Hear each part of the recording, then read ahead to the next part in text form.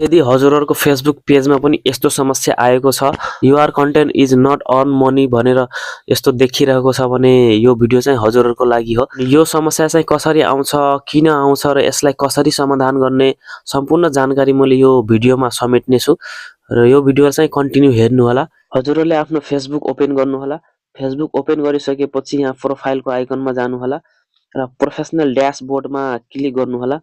र यहाँ हजुरको एउटा प्रोफाइलको आइकन देखिन्छ, त्यहाँ चाहिँ हजुरले फेरि क्लिक गर्नु होला।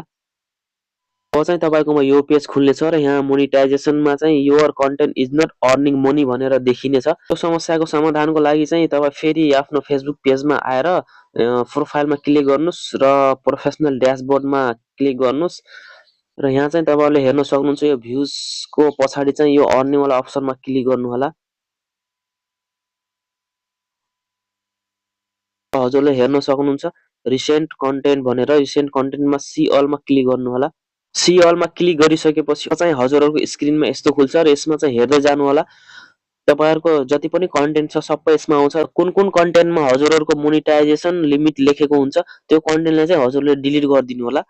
जस्तै मेरो यहाँ छ यो हजुरले देख्न सक्नुहुन्छ मोनेटाइजेसन लिमिटेड लेखेको छ। यो चाहिँ डिलिट गर्नको लागि यसमा पहिला यही रिल्स या तपाईहरुको पोस्ट कुनै पनि भिडियो जे छ उसमा क्लिक गर्नु होला। यहाँनिर यसरी क्लिक गर्नुस्। क्लिक गरिसकेपछि यस्तो खुल्छ।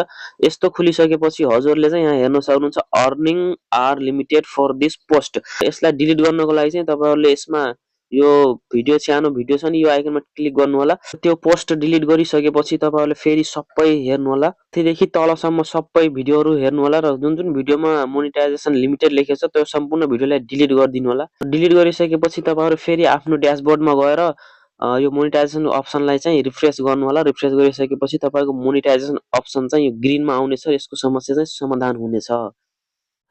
हजुरहरुको समस्याको समाधान यो भिडियोले गरेको छ। हजुरले पनि यो भिडियो हेरेर धेरै यसको बारेमा सबै समाधान बुझिसक्नु भएको छ भने यो भिडियोलाई चाहिँ शेयर गरिदिनु होला। यस्तै अरु साथीहरुसम्म पनि पुगाइदिनु होला र फेसबुक सम्बन्धी यस्तै अरु प्रब्लम हजुरहरुको पेज या प्रोफाइलमा छ भने आफ्नो समस्या चाहिँ कमेन्टमा भनिदिनु होला। म त्यसको पनि भिडियो लिएर आउने छु।